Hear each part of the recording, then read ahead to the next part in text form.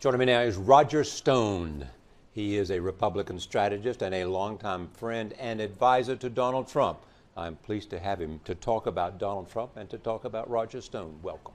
Great to be here. Well, how long have you and Donald Trump known each other?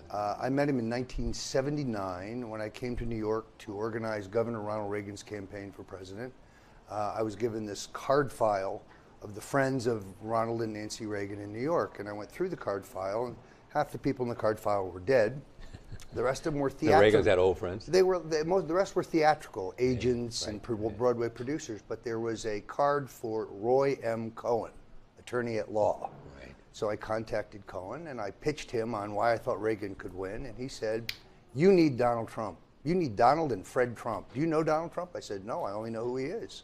So Roy set up a meeting for me with Donald. Donald said, "Okay, give me the pitch," and I told him why Reagan would win. Donald had a low regard for Jimmy Carter, and he and his father signed on our finance So this was committee. in 80, so this was 36 years ago.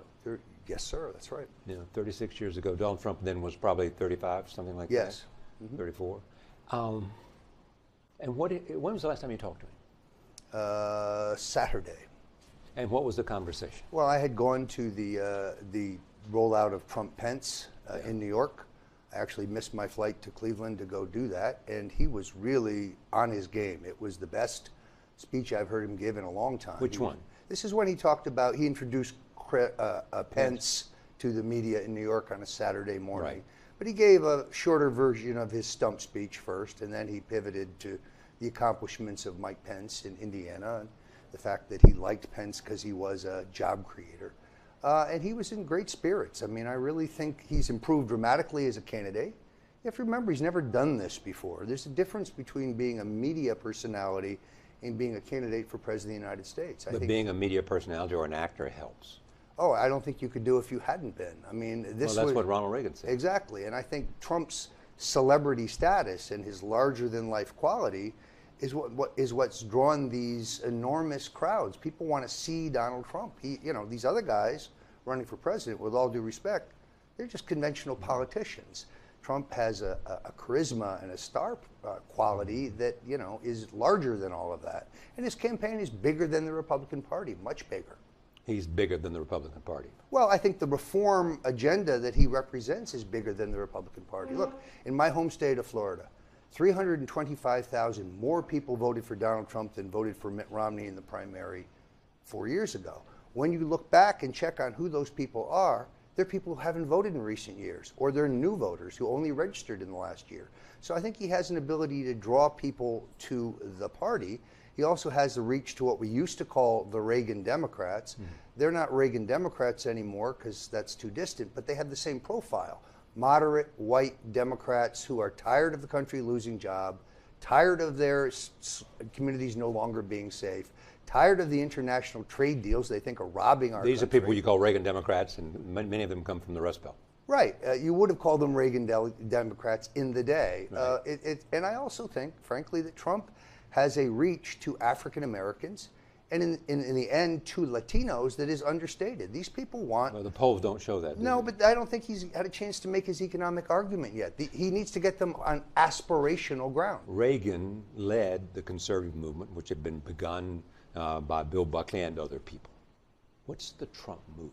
It's a reform movement. It's the people who are tired of the two-party duopoly. The problems in this country, sadly, have been created by Democrats and Republicans together. And what have they given us?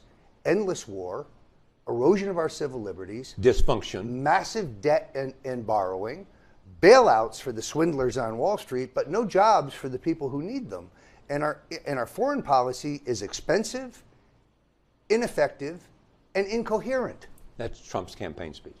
Well, I learned it from him. All right. So when you look at him today, when did you first know that he wanted to be president? Well, I first urged him to run for president in 1988, and we made a exploratory foray to New Hampshire, where he spoke to the Portsmouth. This is a year that George Bush, 41, was the nominee. Right, with whom he was never terribly impressed.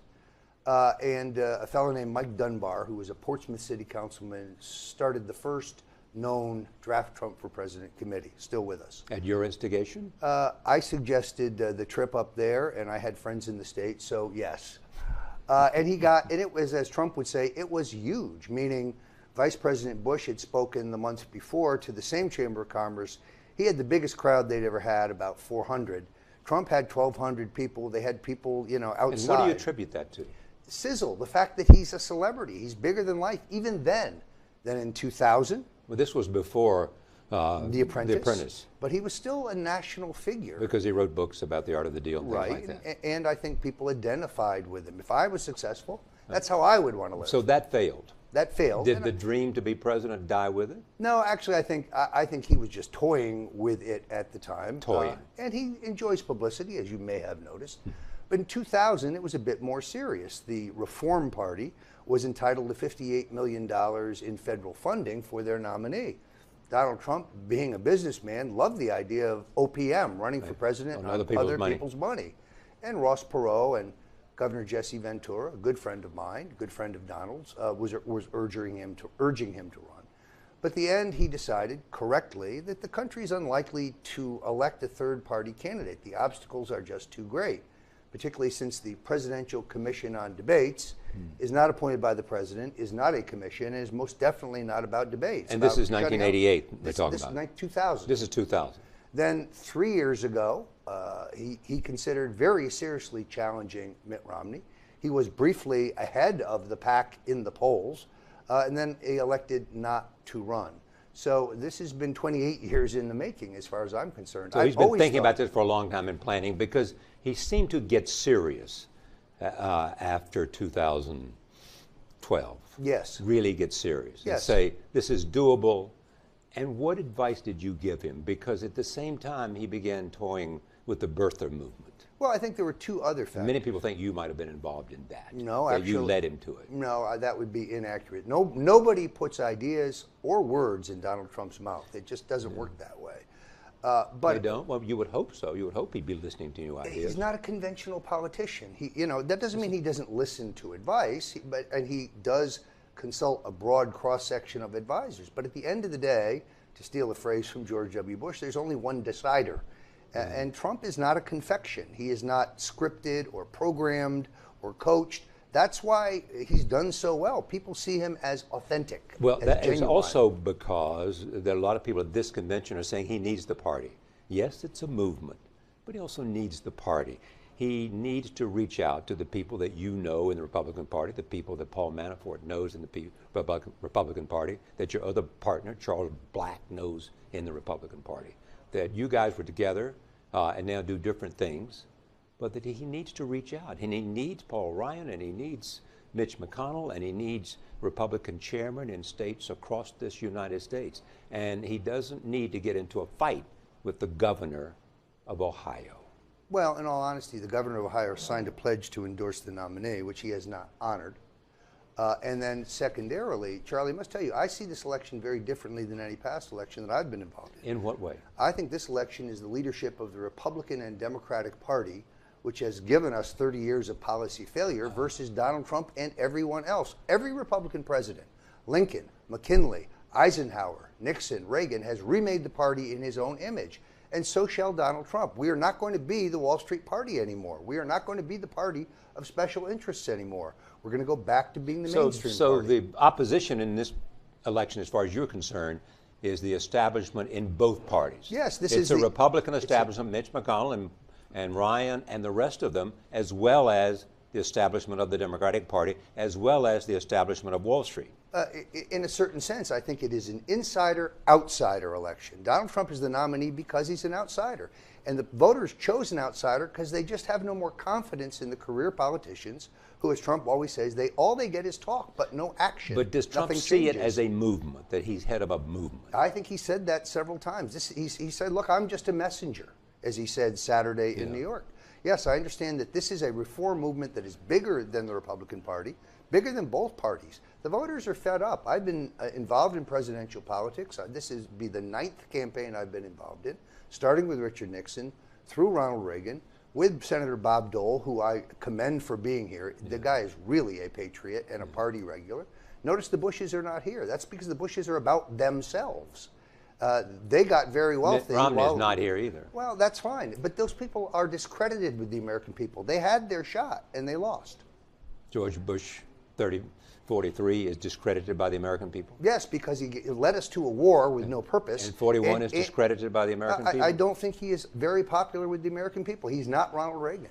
So the point I guess I would make is that particularly Bush, the son, not having his endorsement, I think, is inconsequential. Sure, there will be a few Republicans, country club Republicans, who won't vote for Donald Trump, but will more than make up with them with new voters and millennials and people who've never been in this process before. Let me talk about Donald Trump in this election cycle gaining traction. Yes.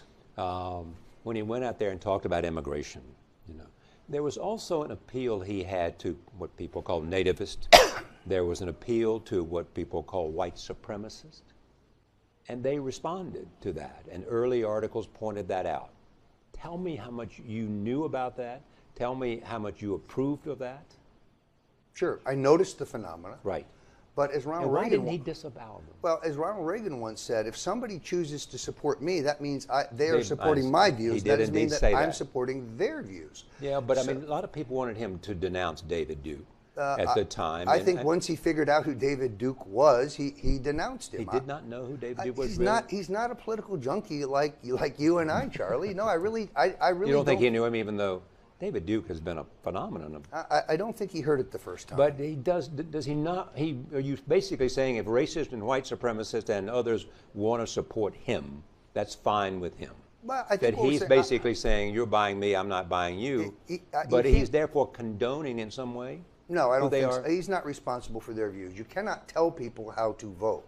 But you say nativist as if and some use the term nationalist as it is as pejorative. No, I'm not. I'm just describing the people that were early part of giving him traction in this election year. Look, I think that we're talking about a very small fraction of people. Charlie, if you go to a Klan meeting today, the majority of people there are government informants that are funded by the FBI. So this is not an important or significant part of the Trump movement. There are always a few kooks out there. You can't tell people how to vote, but that again means they're supporting Trump, not that Trump subscribes to their views. You know the family quite well. Yes, I do. Tell me about the family.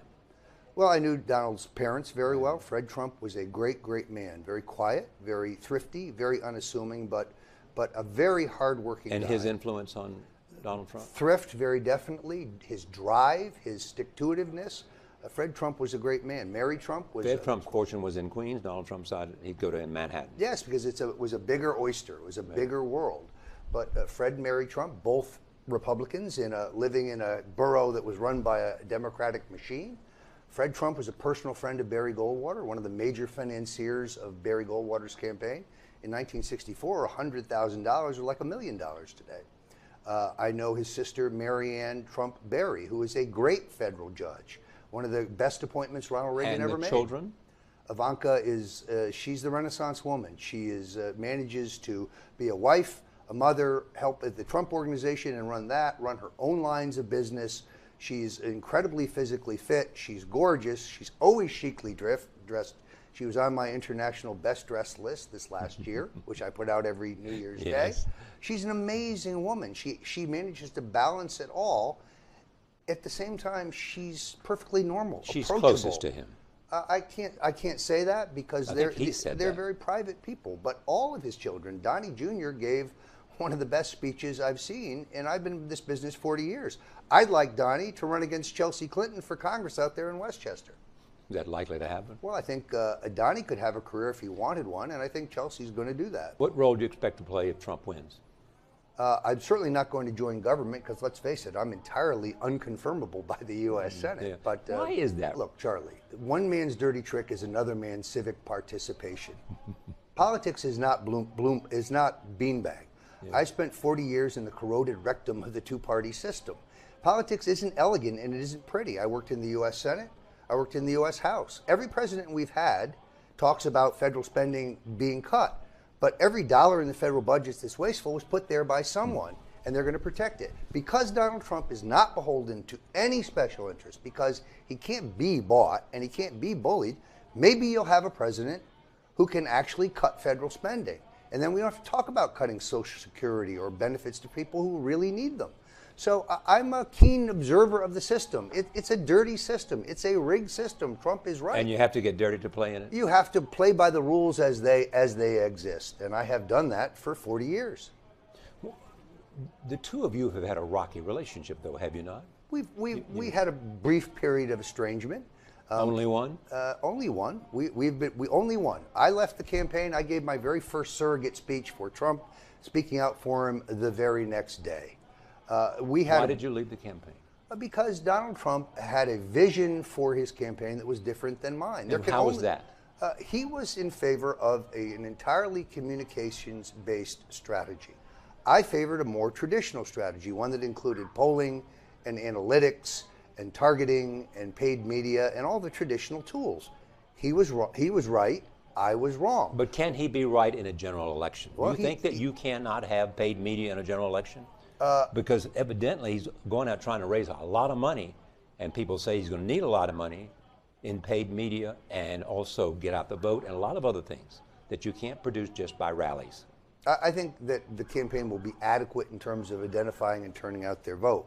But there is a phenomena here that where this race has been roiled at key points by events that are beyond anybody's control, that are far more important than paid television. And they are? Paris, Right. San Bernardino, Orlando, Nice, Dallas, all these things have a tendency to focus the country on the issues, and they have the inadvertent effect of having helped drive Donald Trump's message that we need security. We need to secure our borders, that we are up against an implacable enemy that wants to destroy us. Does he remind you of Nixon? Because Paul Manafort has said that Nixon's speech in 1968 in Miami is one that they admire, that they have read, and is in part a guide to what they want to say.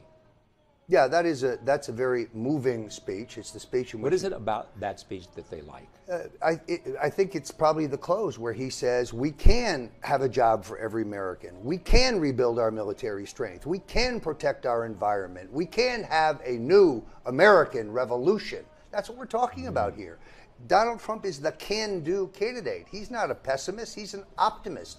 And he will deal with some very It's also tough about problems. law and order and silent majority and other things. Yes, and those, I think, help sum up the fact that Trump is a pragmatic conservative who is not politically correct and is prepared to take on the country's toughest problems. Another relationship, you and Paul Manafort. Yes. We met at the 1970 Republican State Convention. Connecticut is one of the last states in the country that selects its statewide candidates by convention. This is really where Manafort, between that and the Young Republicans, got his convention management skills. When I ran for Young Republican National Chairman in 1977, Paul Manafort was my campaign manager. We were together in college Republicans. We were together in Young Republicans. We were together right up until 1976. Then I worked for Governor Ronald Reagan. He worked for President Gerald Ford.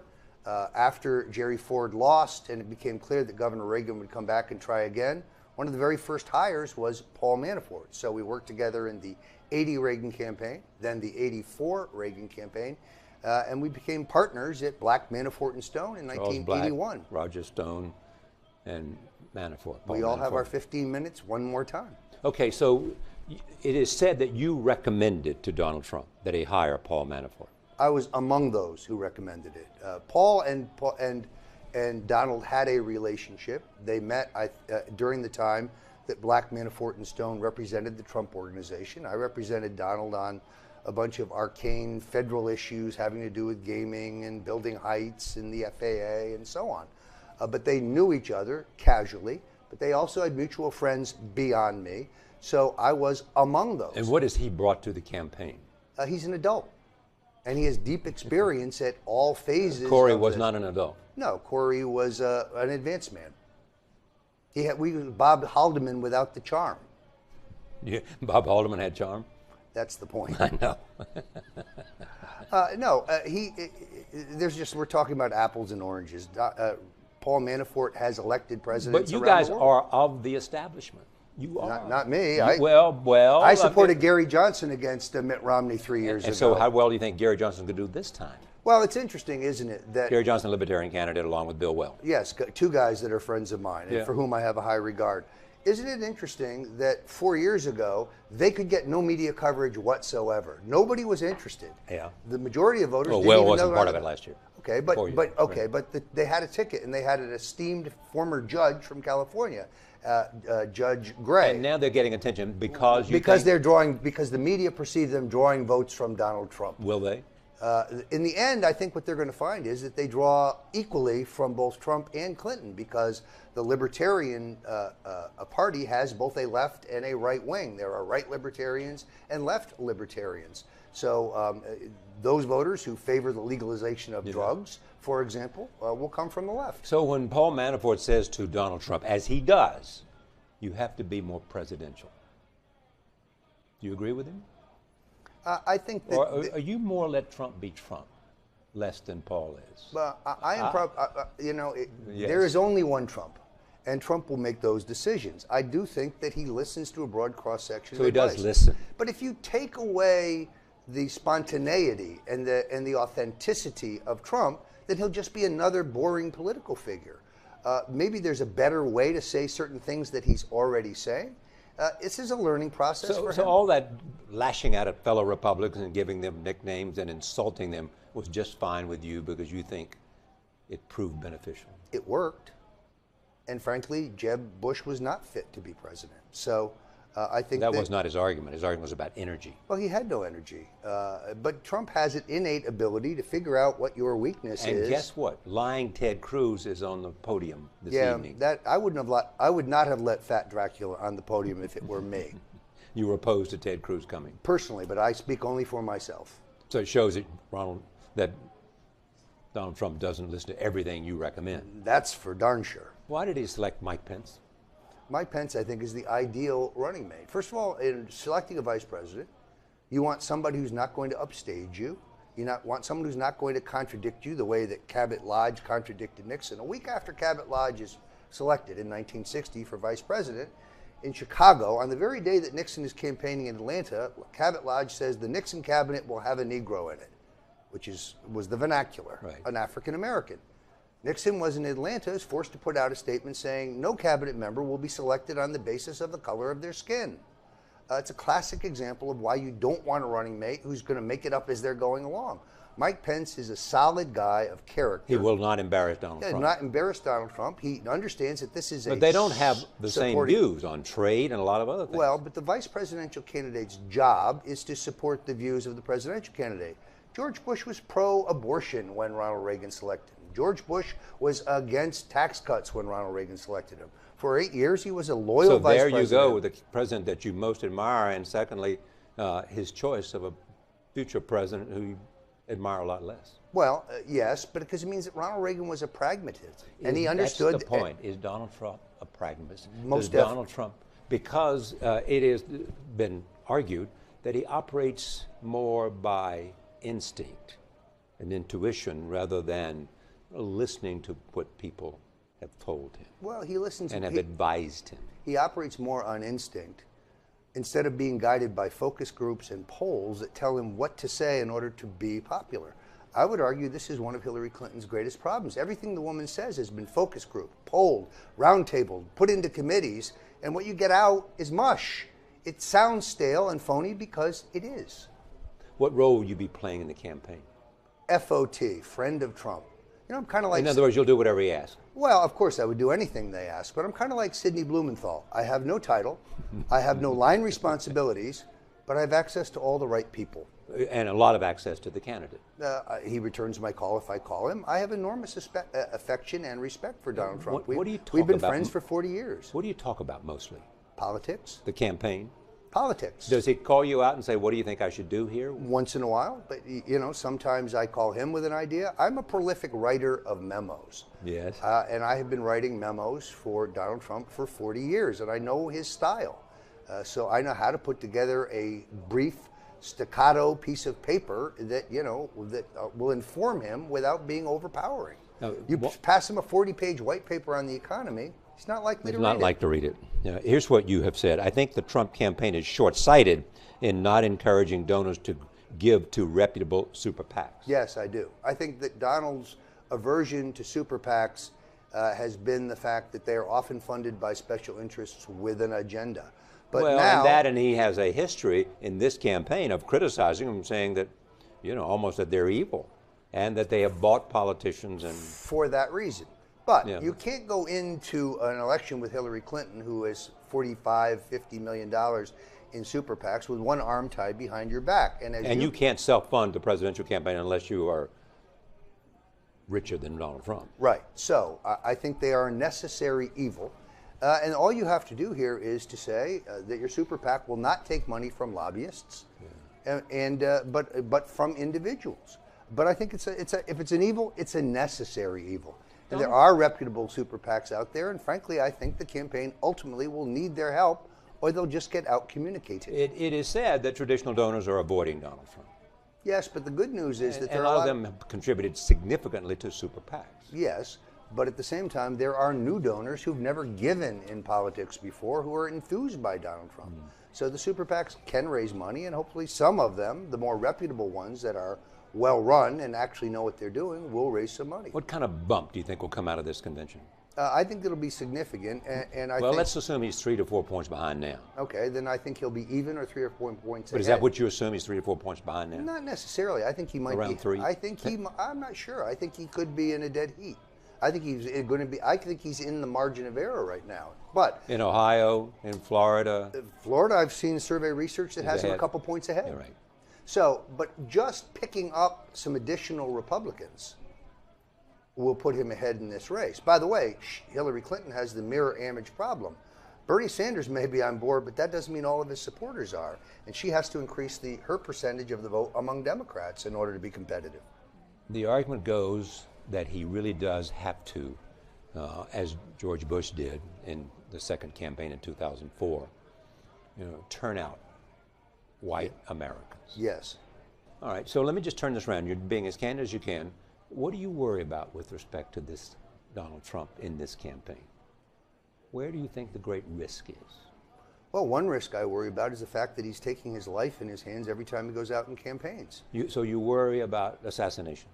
I myself, just as a proponent, get 10 to 13 death threats a week, and I'm not even an official member of his campaign. How are they expressed? Usually anonymous phone calls with no caller ID, a male voice, just the standard stuff. I've reported this to the authorities. There's not much you can do Is about Donald it. Trump getting a lot of I have to assume that threats? if I'm getting a handful, he's getting hundreds. This is a polarizing candidacy. By the way, I'm sure. It's a polarizing candidacy. Yes. By the way, I'm sure Why do you- Hillary Clinton's Is getting too. them as well. So you worry about assassination. Just because I have great affection for him and his family, I have to worry about that. What else do you worry about? I think that the Clintons will always be better funded than the Trump campaign, and that Trump. So you worry about money. Trump is never going to have the well-oiled political machine that the Clintons have built. On the other hand, I kind of liken this to the American colonists and the British Army. You liken this to an insurgency. Yes, and I think that the Trump campaign can be more lithe, can move faster, can hit harder, and can make decisions on a snap basis, where her campaign is hidebound. We can't do that yet. We haven't polled it. We haven't focus grouped it. We haven't sent it out for a round of meetings. Stale and old thinking. Are That's you been the 1980s. architect of this idea of attacking Bill Clinton's infidelities? No, I have nothing wrong with his infidelity. I believe that his assaults of women, non-consensual sex, is an issue, and therefore, as Hillary Clinton said, these women deserve to be believed. Yes, Juanita Broaddrick, Kathleen Willey, Paula Jones, Christy Zurcher, Eileen Wellstone, Liz You Ward seem Grayson. to know them well. Does I've that written a mean- book about it. Read my book, The Okay. Clintons' War on Women. And you expect Donald Trump to make that a big issue in the campaign? It is not just Bill's assault of women, it's Hillary's role in bullying, in intimidating, and threatening these women. Read what the women have written and said themselves. I believe the women. And it's a campaign issue that Donald Trump will make. It is not about marital infidelity. It is not about adultery. It is not about mistresses or girlfriends. It's about something far darker, sexual assault and cover-up. Why has it never been proven in court? Actually, he paid Paula Corbin Jones $875,000 to settle that case. Why did NBC sit on the Juanita Broaddrick interview for months and months and months and months before they finally aired it, and only then after the impeachment vote? Back in the day when we only had 3 television networks, suppressing news was pretty easy. Today, no news can be suppressed, so these women will have an opportunity. In this case, it is the court of public opinion that is important. I have no doubt the Clintons will deny it, but let these ladies speak, then the American voters can decide who's telling the truth. There is also this. There was a Brexit vote. Yes. That was about a revolt in terms of people who felt like they had too much immigration, who felt like that there was too many, that they were not doing as well as their parents had done, that their income was being reduced rather than enhanced, who felt like their lives were controlled outside of their own sovereign and from Brussels. Donald Trump looked at that and seemed to identify with it. And that's when I began to hear the idea of movement, that this is a movement. Yeah, Donald Trump is a nationalist. That is a globalist. He's a populist. But is it a rejection of globalism? When you look at him and when you look at you and when you look at where it is, I just want one more time, the idea is that you think that he ought to continue doing what he's doing because it was a winning formula, and that anything about becoming more mainstream other than raising money might be detrimental to him. I think this is a movement. I think some are misreading the mood of the voters. Are there times when he could put things slightly differently than he puts them? Yes. But what's the best example of that? Well, for example, we went he criticized the judge in the Trump University case. Yeah. Now, if he said he should be... Why did it take him so long? Everybody instinctively knew that was wrong. Because he's not politically correct. You knew that was wrong. No, hold on. What he should have said is the judge should be recused because he's a Hillary Clinton contributor. The judge could be recused because he is a Democrat. The judge should be recused because he belongs to La Raza, a radical Hispanic group. But he didn't say any of that. The judge should be recused because he has a personal relationship with the plaintiff's lawyer. That's not what he said, though. But instead he said he was a Mexican. I wouldn't have said it that way. And it was wrong to say it that way. I think he would probably admit that himself at this point. But it took him a while to do it, which why people underlying wonder, point was not, where was his instinct? The underlying point is still the same. The judge had a bias. And by the way, it wasn't the bias he was speaking to. And if we're going to talk about university scandals, where's the coverage of the Clintons' scam that they're running at Laureate Education? At the same time, if we're going to talk about Trump University, let's talk about Clinton University. So you think the media is terribly biased in favor of Hillary Clinton? Obviously not monolithically, but overwhelmingly, yes.